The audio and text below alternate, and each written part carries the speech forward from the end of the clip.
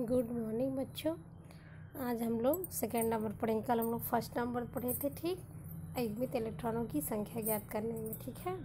तो देखिए, हुंड के नियम के द्वारा परमाणु के इलेक्ट्रॉनों को कक्षकों में वितरित करके अयुग्मित इलेक्ट्रॉनों की संख्या ज्ञात कर लेते हैं, कहते हैं, ठीक है। हुंड के नियम के आधार पर हम लोग क्या करते हैं, इलेक्ट्रॉन का कक्षकों में वितरण करते हैं और उनके वितरण के आधार पर ही हमें ज्ञात कर लेते हैं कि किसी की अयुग्मित इलेक्ट्रॉनों की संख्या कितनी है। तो अयुग्मित इलेक्ट्रॉनों को कहते हैं जो किसी कक्षक में अधिकतम 2 इलेक्ट्रॉन हो सकते हैं। किसी कक्षक में अधिकतम 2 इलेक्ट्रॉन है तो वो अयुग्मित इलेक्ट्रॉन कहलाते हैं, लेकिन अगर उसमें 1 इलेक्ट्रॉन है तो वह अयुग्मित इलेक्ट्रॉन कहलाएगा, ठीक।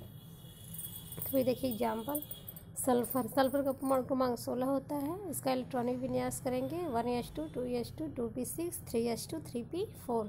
अब देखिए, इनके इलेक्ट्रॉन को कक्षक में दिखाया गया। तो यस ऑर्बिटल में एक कक्षक होता है, इसलिए एक ऑर्बिटल बनाया गया, इसमें 2 इलेक्ट्रॉन हैं तो 2 इलेक्ट्रॉन को दिखाया गया। फिर 2s2 में एस ऑर्बिटल, उसमें 2 इलेक्ट्रॉन है। फिर p में 2p6 है तो p ऑर्बिटल में 3 ऑर्बिटल होते हैं, इसलिए 3 ऑर्बिटल बनाया गया और 6 इलेक्ट्रॉन को रिप्रेजेंट किया गया है।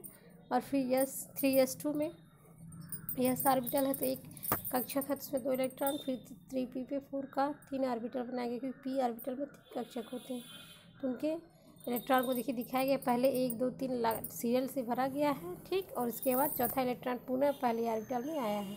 इस प्रकार से अयुग्मित इलेक्ट्रॉनों की संख्या कितनी होगी, 2 होगी, अगर, ठीक, क्योंकि इसमें 2 इलेक्ट्रॉन जो है वो उसमें 2 इलेक्ट्रॉन है, क्यों, लेकिन इलेक्ट्रॉन है, ठीक। इस प्रकार से फिर देखिए तीसरा, अनुचुंबकीय तथा प्रतिचुंबकीय गुण का निर्धारण। मतलब अगर कोई परमाणु कैसे अनुचुंबकीय है और कैसे तथा प्रतिचुंबकीय कैसे गुण पता करेंगे, इसके आधार पर देखिए अनुचुंबकीय गुण पहले, पैरामैग्नेटिक प्रॉपर्टी, ठीक।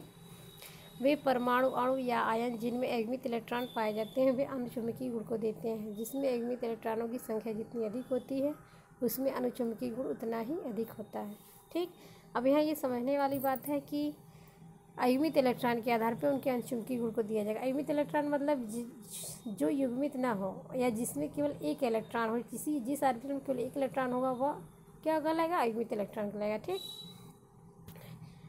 2 इलेक्ट्रॉन ना हो एक ऑर्बिटल में तो वो अयुग्मित इलेक्ट्रॉन कहलाएगा, ठीक।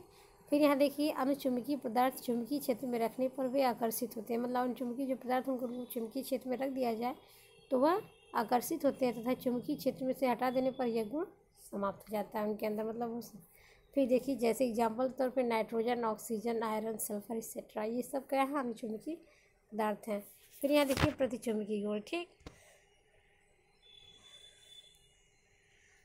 डायमैग्नेटिक प्रॉपर्टी जिसको कहते हैं। देखिए, वे परमाणु, अणु या आयन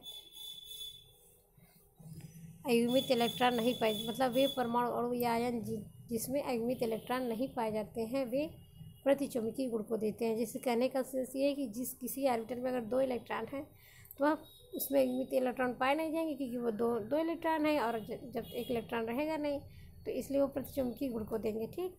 तो यहाँ तक हो गया, धन्यवाद।